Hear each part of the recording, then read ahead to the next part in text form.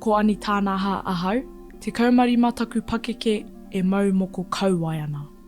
Me pono te kōrero, i te wā e takoto ana koe, ko te kōtiro e takoto ana.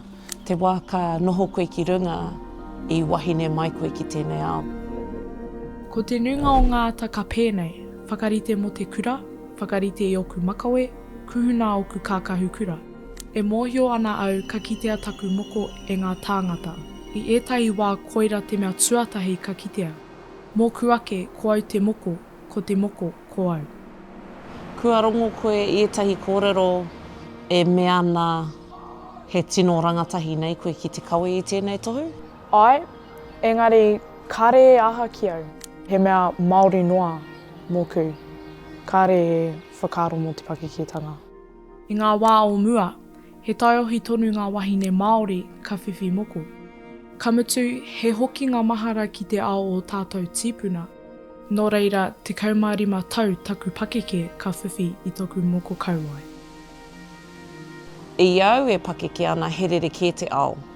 Ko te ao, he ao tāmi i te tangata mau mataora. I te wā i te kōrero au ki te whānau. I te mataku a papa.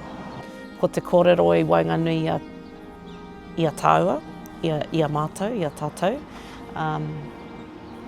Kia kaua ngā māharahara, a te tāne, a te papa, a ngā tūngāne, e whakatau ai kaora nei, ka whiwhi koe i tēnei taonga.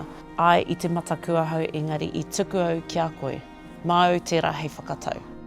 Ko huri te ao, wai mari ana koe i te pakari o te iwi Māori i tēnei wā. Wai mari ana tātou. Titiro ana ki roto i te mera ka kite e tau ana au ki roto i taku ao, roto i taku ao Māori, he wahine pakari ahau, he wahine Māori hoki. Toru reanga i nainei, Papa Jack, ko hau, ko koe, toru reanga. Mau wataorana, nā reira, nea e whakamiharo ana ki a koe. E mōhio ana ahau ki tōku tūranga, e hara i te mea he tū whakahihi, engari e mōhio ana au ko wai au, a no hea hoki au. Mō kuake, he kawe tono i ngā taonga tuku iho.